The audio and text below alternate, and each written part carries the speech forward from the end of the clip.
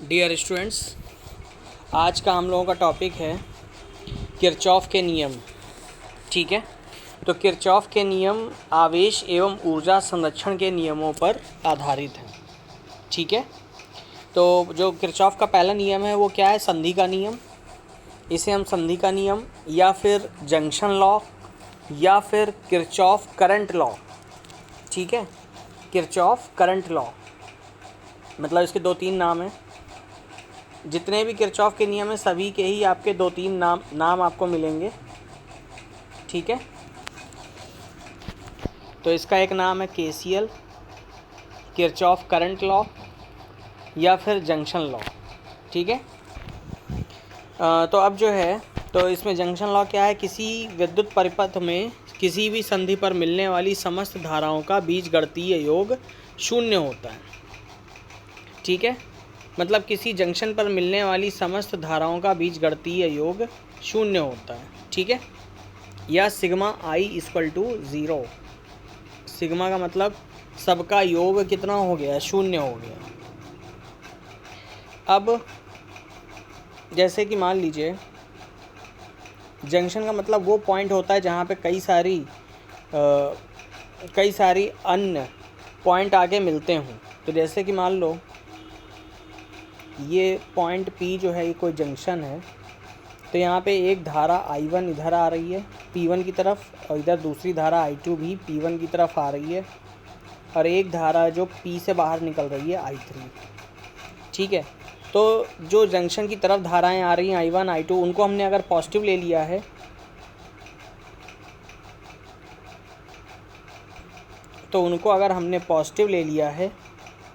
ठीक है, और जो उससे दूर जा रही है उसको हमने नेगेटिव ले लिया है। बात समझिएगा, मतलब जो उसकी तरफ आ रही हैं उनको हमने पॉजिटिव ले लिया। ये जैसे P पॉइंट है तो इधर जो आ रही हैं इसको हमने पॉजिटिव ले लिया,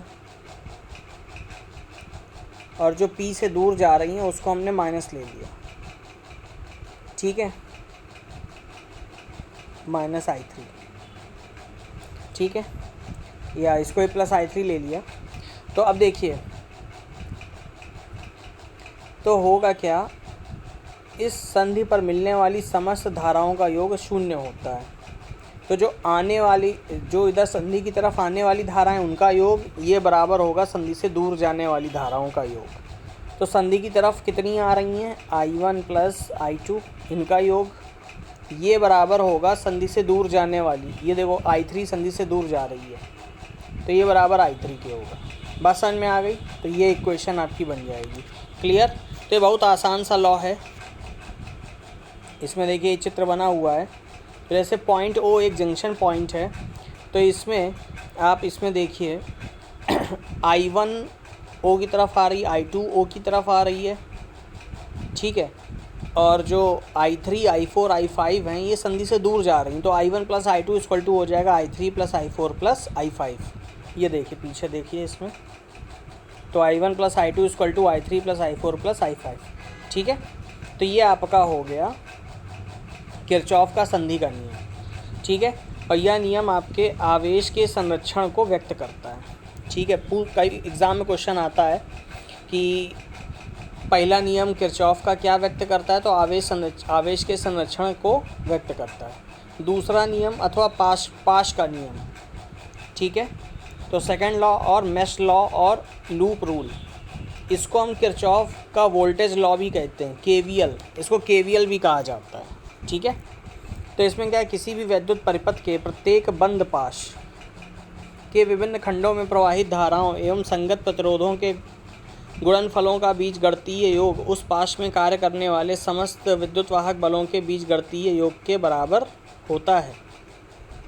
तो देखो आपको पता है सिग्मा IR बराबर सिग्मा E, मतलब I इंटू R बराबर आपको V पता है, और यहाँ पे V की जगह बस E लिखा हुआ है।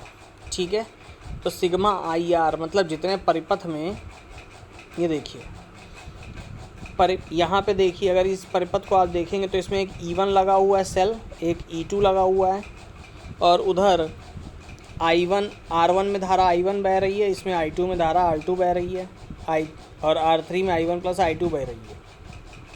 ठीक है। तो इस तरीके से हम क्या करते हैं, सिग्मा आई आर बराबर सिग्मा ई लगाते हैं। इसको आगे अभी हम क्लियर करेंगे। इसका जो मतलब है वो यही है, प्रत्येक बंद पाश में किसी परिपथ के प्रत्येक बंद पाश के विभिन्न खंडों में प्रवाहित धाराओं एवं संगत प्रतिरोधों, मतलब धाराओं और संगत प्रतिरोधों का गुणनफल का बीजगणितीय योग उस पाश में कार्य करने वाले समस्त विद्युत वाहक बलों के बीजगणितीय योग के बराबर होता है। इसमें जो चिन्हों की परिपाटी है वो हम कैसे लेंगे आपको हम बता रहे हैं।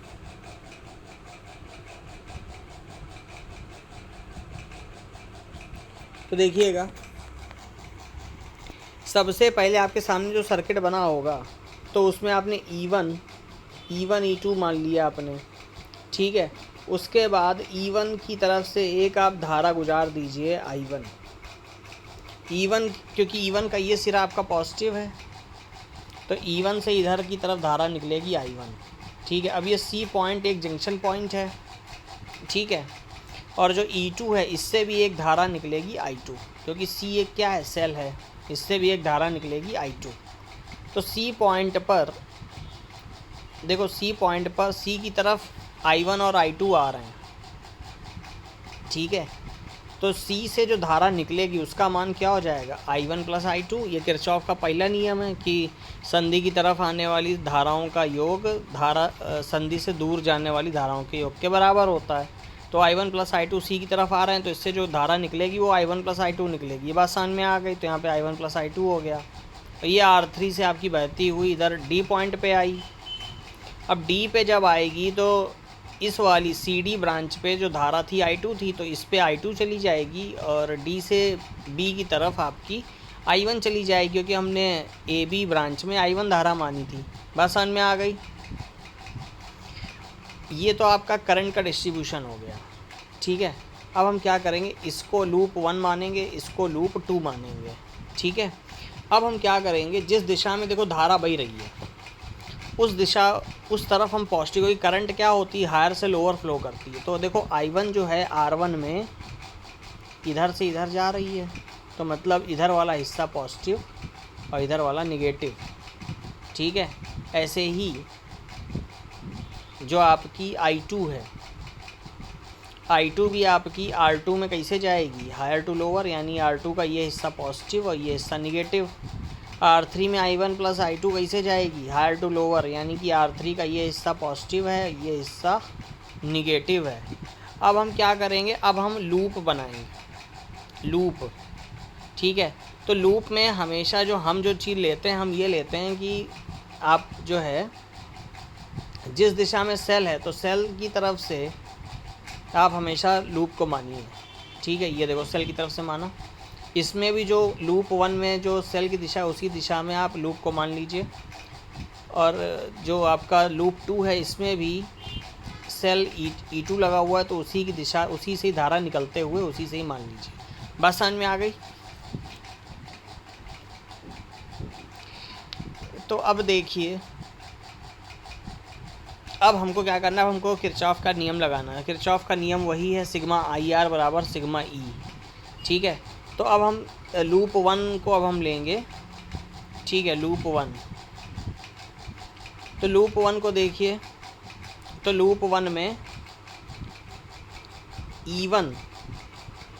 E1 देखिए माइनस से प्लस, ठीक है। तो E1 को हमने लिख दिया पॉजिटिव। इसके बाद देखो E1 से फिर I1 निकली, I1 फिर E2 जो है ये प्लस से माइनस हो रहा है, यानी कि ड्रॉप हो रहा है, ठीक है। E2 का पहला, जब हम यहाँ से E1 से चल रहे हैं तो पहले हमको E2 का पॉजिटिव मिला, फिर हमको निगेटिव मिला माइनस, मतलब कि E2 पे ड्रॉप हुआ, तो E1 - E2 हो गया। उसके बाद अब हमने इस पे जो डायरेक्शन मानी थी R2 पे देखो, R2 पे क्या है, R2 पे I2 धारा बह रही है, और जो हमारे जो चलने की दिशा है, वो इस तरफ है। तो हम माइनस से प्लस की तरफ चल रहे हैं, तो इसको हम लिख देंगे पॉजिटिव, क्योंकि ये पोटेंशियल राइज हो रहा है। तो हो जाएगा I2 × R2। और उसके बाद फिर I1 पे आए, फिर ये D से B की तरफ गए इधर, तो देखो इधर आपका प्लस से माइनस है, यानी कि यहाँ पे लॉस हो रहा है, ड्रॉप हो रहा है, तो minus I1 into R1 equal to 0। ठीक है, ये हो जाएगा इक्वल टू 0। ठीक है, ये 0 है।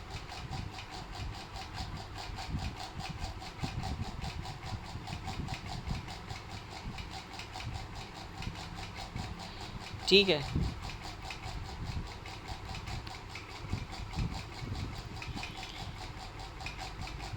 तो आप देख लीजिए यही इक्वेशन बनी है इसमें, I1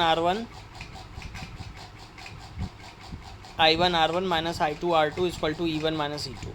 ठीक है, अब जो है, अब हम दूसरा पास लेंगे, ये वाला। ठीक है, दूसरा वाला पास।